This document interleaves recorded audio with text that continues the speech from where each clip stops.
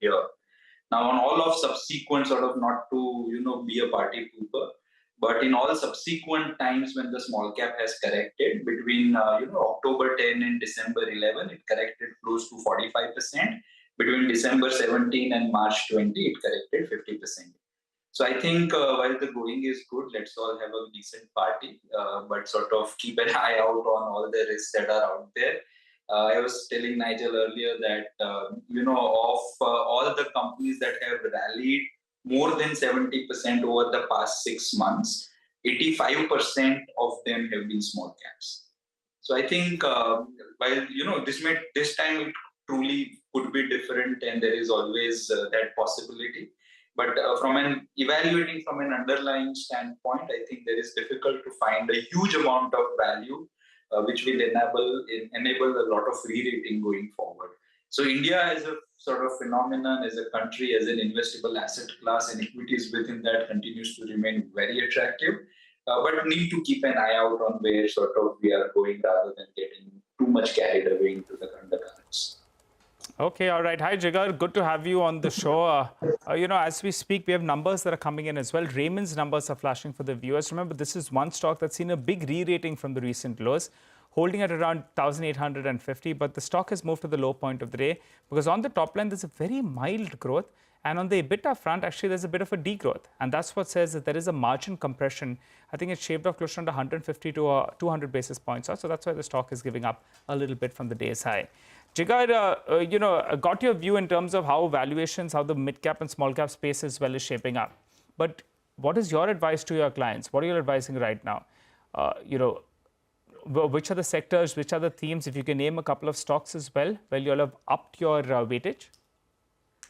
The businesses, Nigel, that we continue to get very attracted to remains banking financials in the sort of, whenever you are having this thing where, FIs sell, they can only sell what they own. To that end, you have banking and financials forming top 6 of the 10 exposures that they have in India. So in a situation where interest rates are likely to remain higher for longer, you will have the value of the underlying assets rising at a time where the largest shareholder will be forced to sell. So in the scenario where, you will, in the run-up to the next 3 or 4 months, I think adding banking and financial will be a great sort of thing to go by. Pharma doesn't look very bad either. So that's a place where we have been adding weights, financials, pharma. IT we have evaluated, but don't really see a lot of value. It's not expensive, it's not cheap, but there is no growth. So very difficult to take a call there. Okay. Stay on, Jigar. We've got Prashant with us in the studios as well. Prashant, welcome on in. A very quiet day. It looks like people have gone on Diwali holiday already, right? Just going by the large cap screen alone. I raced all the way from PKC. Now you tell me a quiet day. Not in the mid cap. I said, must make it. 30 minutes to go. I'm caveating my statement by saying that is applicable only to 50 stocks on the Nifty. Well, the broader market is doing is buzzing. No, absolutely. So point taken. Jigar, good afternoon. You guys have been doing well, and the fund is growing, and it's good to see you here in Bombay. Otherwise, Jigar is, I think I can say with some degree of confidence that he's never in Bombay, right? He's always in some part of the country, meeting different bunches of investors, potential investors, etc., etc. How is the mood, though, Jigar? I mean, you have a real sense because you meet so many people. Is it one of people still sort of want to allocate a lot to equity, or where are we there in that sense in terms of allocations? Yes, Prashant, nice to see you on air as well, besides in person. But yes, equity allocation continues to remain a very great story with India. So it's not a scenario where people are taking a call as to whether it makes sense or not. And even, if you look at the recent sort of elections, I was mentioning to somebody that in 2018, BJP sort of, if you look at the seat share within the Legislative Assembly versus the general elections, BJP virtually swept all the sort of general election seats, 90% plus hit rates, even when they lost in the state assemblies just a few months back. So I think investors are very, very well cognizant of scenarios like this. They are more or less keen that the continuity in policy remains. And if risk needs to be calibrated, rather than taking cash calls, they are a lot happier doing it via adjusting the betas of their portfolio. So I think they are rerouting a lot of their investments away from small and mid-cap specific funds to a lot more either multi-cap funds, or if you're running equity yourself, then towards a lot more, large cap oriented schemes rather than, or large cap oriented stocks rather than small and mid cap stocks. So I think that is consistent with what we are doing in our funds as well.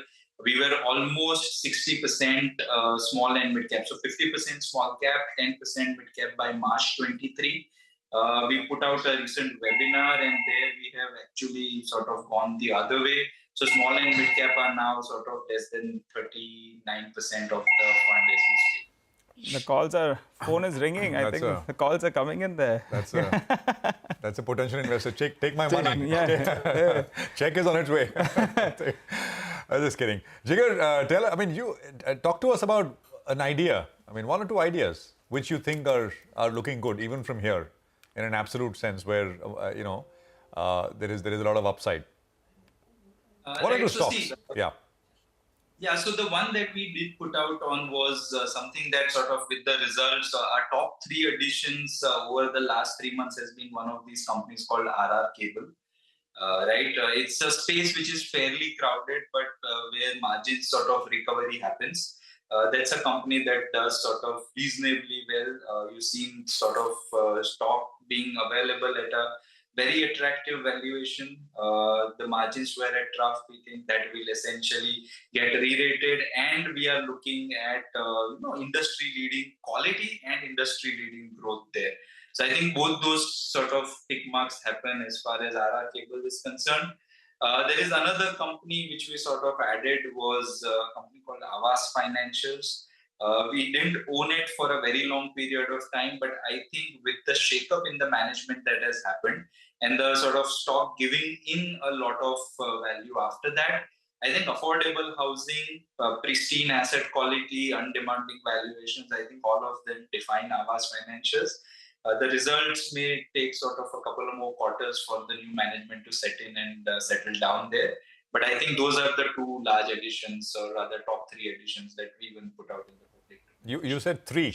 We got 2. RR Cable and Aavas, which is the third one. Third one was ICICI Lombard, but then who really wants to own large caps these days? So people just want to sort of know and understand what's really happening in the small and mid cap space, right? So large cap companies, and I was just sort of, before you joined in, Prashant, telling Nigel and Sukhvi that this is the second sort of strongest rally in small cap that we have ever seen in the Indian equity markets. And if you take 25% at the index level as a correction, then sort of in the 2 corrections that has happened post 2011, index fell 45%. Between Jan 18 and March 20, small cap index fell 50%. So an eye out is something that at least we are really wanting to keep out as far as the small cap exposures are concerned. All right, Jigar, any view on all this renewable theme or the power theme? Any way you all have played it? In terms of renewable energy, you have Suzlon that's, gone from strength to strength. We had a bit of a dip intraday, but that's taken off again. And in terms of power reforms, there were PFC, there was Genus Power, various other ways, smart meters, power financing companies, or core power companies as well, like a JSW Energy. Have you all played either of these 2 themes? Yes, Nigel. So see, in and outs, yes, maybe. But I think, sort of being a utilities analyst comes with its sets of baggages, right? So I have for all my life been one of the utilities analysts besides metals, etc. But you've seen the APDRP fail in 2012. Then I was very happy when Uday was first announced in 2015. Then I was again happy in 2019. By 2022-23, it sounds like the same broken record, right? The problem in India is that if you look at the entire value chain of the utilities, then the losses are at the distribution stage, and those are controlled at the state sort of level. Now, because it's in the concurrent list, right? So the central government can put up the wires. The responsibility that power flows through them is that with the state governments, and they are burdened with losses. And most state governments see utilities as sort of normalizing the Gini coefficient rather than a commodity that should be priced evenly. So unless this story is settled, I fear power sector in India might not really find a sustainable valuation upside that we've been hoping for a very long period of time. In absence of that, you will have one of these sort of short-term plays where you'll say, oh, because the sort of state discoms cannot get into LTP, long-term power purchase agreements, therefore something like who is selling power on the shorter-term exchanges might make sense, or the power exchanges at times because of rising volumes and rising heat makes sense. But if you are truly wanting to deploy large capital or large percentage of capital into a power sector, that sadly still remains elusive. So RPO can cover part of this renewables point that you mentioned. Some state-led capex can in turn, in just in the shorter time, lead to upsides. But it's not getting re-rated in a hurry. At least sort of that is my assessment of things. But as I said, see, the baggage of the past prevents people from making a lot of money in sectors that are turning around.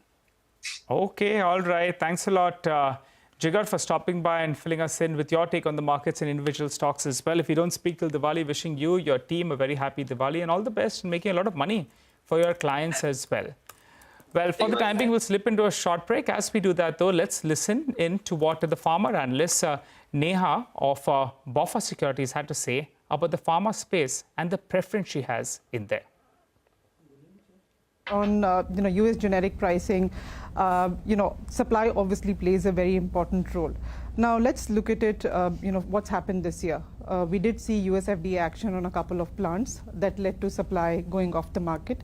We also saw bankruptcies of some of the US companies, which also meant supply coming down. That helped pricing. Also, because you'd already seen fairly sharp price erosion in the last year, there were portfolio rationalization by the companies themselves. That also meant lower capacity, and that helped generic pricing. Another data point is the drug shortage. We've been reading about it. Drug shortage in the US is at close to about 300 active shortages. All of that point to a better pricing environment.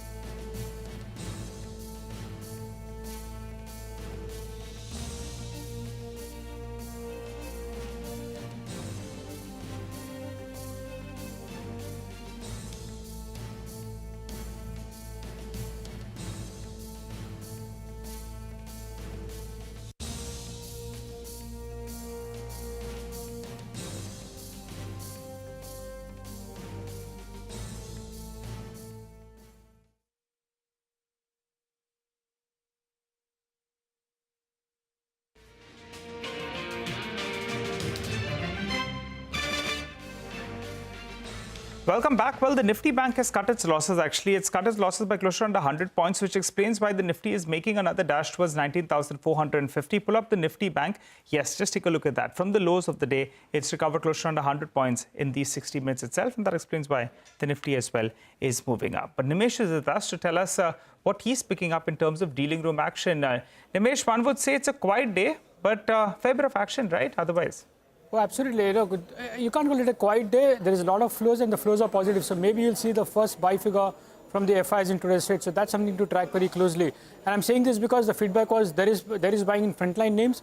And also in the last half an hour of trade, there is a basket buying at a leading FI desk in the large cap stock. So maybe that explains a bit of move in the last 10 minutes of today's trade.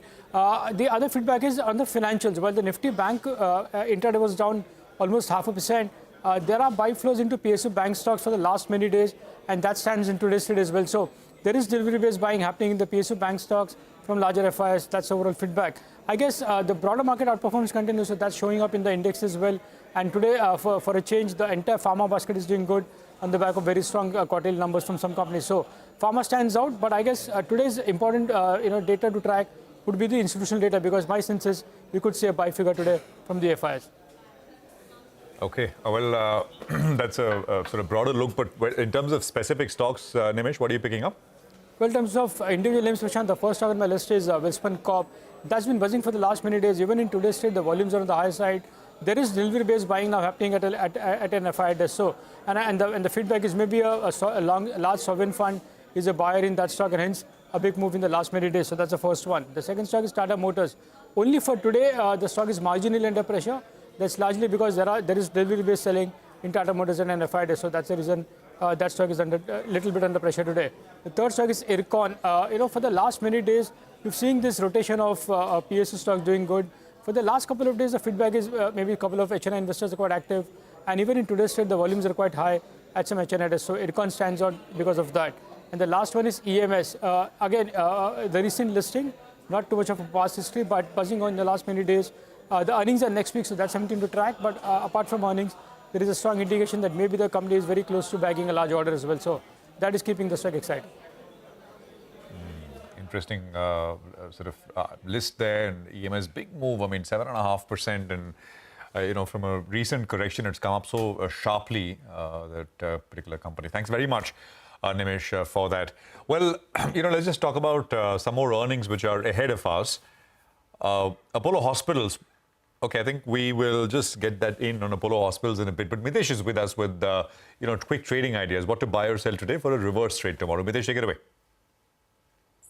Prashant, Ashok Leyland is reversing after a long decline, and I think that could possibly suggest some continuation in the days to come. So I would recommend that as a BTST trade with a stop at 171 for a target of 176.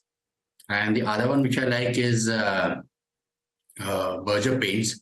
That's also a stock, which along with Asian Paints has given a good reversal. So BTST here with a stop at 580 for targets of 595. No, got that. So that's individual trades. Just your view on maybe one or two more names. These oil marketing companies, Mitesh, if you have any thoughts. IOC has had a good week. It's up 10% this week. HPCL has been rallying. BPCL is up about 3.5%. Any thoughts? Prashant, disclaimer that I have some futures position in BPCL, but I think all the three stocks, primarily led by the fact that as Prakash Diwan was highlighting, the market cap to the earnings possibly, would be in the ratio of 1 or 2, so I think very cheaply valued. And all these stocks are now showing signs of starting some kind of an uptrend. So I think next few days, you would want to buy them on declines and look at slightly positional trade instead of exiting early. So for example, IOC, getting past this 97-98 range was a big plus. And for me, I think, I'm penciling targets around 115 to 120 over here. Similarly, BPCL, I have a target of roughly around 450 to about 460 on the upside. So that's a good positional trade of about 20%. And HPCL, I think, which has rallied the most today, it has a monthly pivot around these levels of 308, 310. But I think once it clears that, the highest monthly closing of 360 should be tested. So very positive on all these stocks. Mitesh, Prince Pipe is up. It's got huge volumes. It's up 16%. But I don't know what to make of this move today. Big gap. You know, it's off the highs also. Prince Pipe, technically. I have not been tracking it regularly. In fact, it was, when the midcap was doing well, it was on my radar. But if you look at the last about 2.5 years of history, the stock has not had a monthly closing above levels of 760, 770. Now that there's some fundamental tailwind, good chance that we should see 760 being captured. Once that happens, I think then the stock is looking at about 900 plus. Okay. By the way, I'm just looking at volumes on the NSE for Prince Pipes. It's the second highest volumes ever. I think the highest ever was on the day of listing for Prince Pipes, but today is the second highest, just in terms of sheer volumes traded. Mitesh, thanks very much. We'll come back to you for more later. But Apollo Hospitals is the next one we're focusing on. It'll report the second quarter numbers tomorrow. Ekta is here with key expectations. Ekta, take it away. Well, yes, for Apollo Hospitals this time, the revenue is expected to grow around 12-odd%. EBITDA is expected to grow around 6-odd%. Margins of around 12.6 versus 13.3%. And a profit growth of around 38-odd%. Overall, soft quarter expected on account of factors such as slightly delayed rains. Hence, the healthcare or the hospital revenue is expected to grow 7 to 9-odd%. Watch for higher occupancies on a Q-on-Q basis because the street is probably anticipating maybe an uptick in terms of occupancy. Healthco, which is basically Apollo 24/7 as well as the back-end pharmacy, that is expected to show strong growth. So expect around 15 to 20% growth year on year. Expect 10% Q-on-Q growth in Apollo 24/7 when it comes to the gross merchandise value. Apollo Health and Lifestyles, which is the clinics business, is expected to grow around 3 to 4-odd%. In terms of diagnostics, the company has indicated that they have taken a price hike in this segment. So, revenues on that account will be watched for. They have a target of around 500 crores eventually from the business. Margins to be within that 12 to 13% band. The most important will probably be the impact of the losses from Apollo Healthco, which is basically the 24/7 business, and what the outlook would be in terms of fundraising as well as margins going forward in that. All right. Thanks very much, Ekta, for that. So that is Apollo in focus. There's 10 minutes to go for close. The market's doing just fine. Broader market's doing better. We'll take a break. We are back with Hemang Jani on the other side. So stay tuned.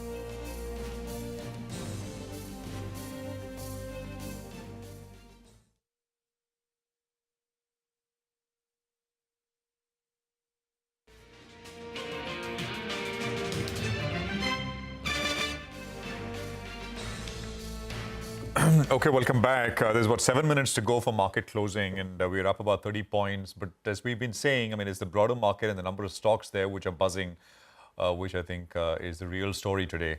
Hemang Jani is with us to take us through some of what he's making of things. Hemang, I want to just bring up Trent, which reported numbers. Stock had a big 8% move yesterday. I was looking at some earnings expectations. By the way, earnings expectations have moved up some 10-12% post the second quarter beat. And I was also looking at future expectations of growth for both EBITDA and profit. 30-35% forecasted by some brokerages over the next 3-4 years. CAGR. But you've got to match that against where it is trading now, which is because it's been like a huge outperformer. What's the view? It has very strong earnings forecast built in. I think Zudio is doing well, which is, by the way, I think what has contributed to the beat in the second quarter. So it's firing. But what would you do with the stock?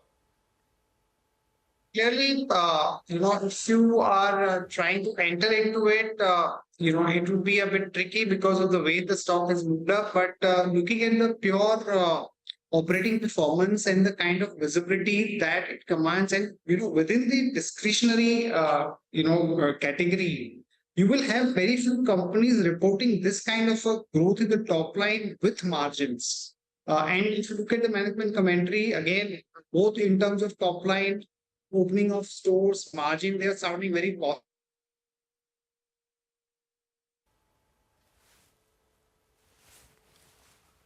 Okay, I think we lost the audio with Hemang. We'll just fix that and we'll just come back in just a bit from now. Maybe take that opportunity to run you through some more stocks which are buzzing and which are doing very well. Yes Bank will come up on your screen. It's got tremendous volumes. It's up 8%. Okay, I think Hemang is back. Hemang, go on. Sorry, we lost you there. Yeah, so I was saying that it would be a good idea to look at buying Trent in two parts. Because it's a stock with this kind of performance everybody would want to own. So I think valuation by itself is not going to be an issue as such, but the price move is something that people will be a little uncomfortable with. But clearly the performance delivery and the growth guidance is extremely encouraging. Okay. We were just talking about some of these oil marketing stocks. You have a view, I believe, Hemang? Yeah, so, the narrative changes. I think a lot of things are happening. The numbers were good. The crude oil price has corrected. But we have to remember, Prashant, that these are the tactical trading ideas. I don't think we are in a position to take a long-term view here. So yes, there is a rally in some of the names, but at this price point, I would not be comfortable adding on to them. Okay, I mean, got that. So that is oil marketing companies and what Hemang would do there with respect to investments. Alchem is another one which reported numbers, and again, I was seeing what's happened to earnings in FY 24-25 based on these numbers, and there are upgrades for Alchem as well. You like that one? Looks decent. I think, in fact, the entire pharma space, if you see, right from Lupin, Sun Pharma, Cipla, companies have come out with a decent set of numbers. Alchem in particular, because of the way the margin guidance has been given and the overall growth and the kind of beat, stock looks decent for somebody who's happy with the 14-15% kind of a return. At these valuations, not too comfortable entering, but a steady set of numbers. A steady set of numbers from Alchem. Delhi Buildcon, is something happening? Hemang, you want to sort of comment on that one? Pure construction, EPC company.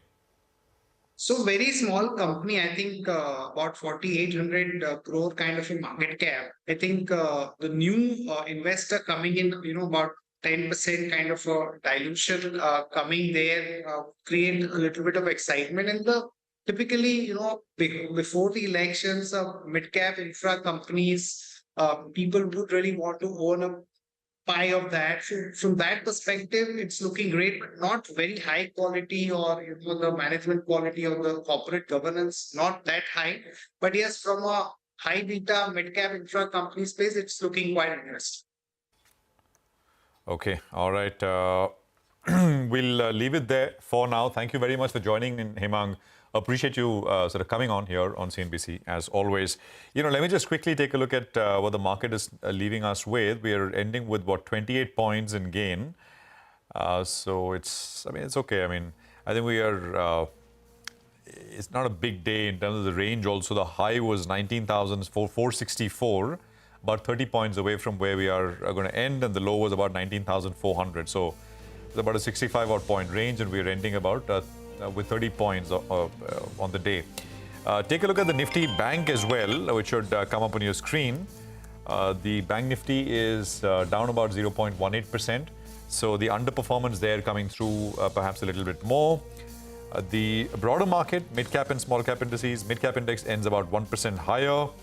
And I think you've got the small-cap index, which of course is runaway. It's runaway, and we're ending off the highs for the small-cap index. The high today was 13,401, and we will end about at about 13,340. But this is a new closing all-time high for the small-cap index, nevertheless. So nothing to really complain. Broader market breadth was positive. 1,330 stocks are higher, and you got about 1,020 stocks which were lower. Just counting through some of the big volume-led gains that we had today. Prince Pipes, let's just start there. Stocks at about 722. So big volumes as well. Second highest, as I said. Yes Bank is another one which will come up. 8%, 9% on Yes Bank. HPCL started 6% higher. It ends 7% in the green. Apollo Tyres is another one which is up about 6.5%. Some of these stocks we highlighted, right from the pre-open time. GMDC is another one, 13% move on GMDC, 362. Alchem, we were just discussing with Hemang, 5%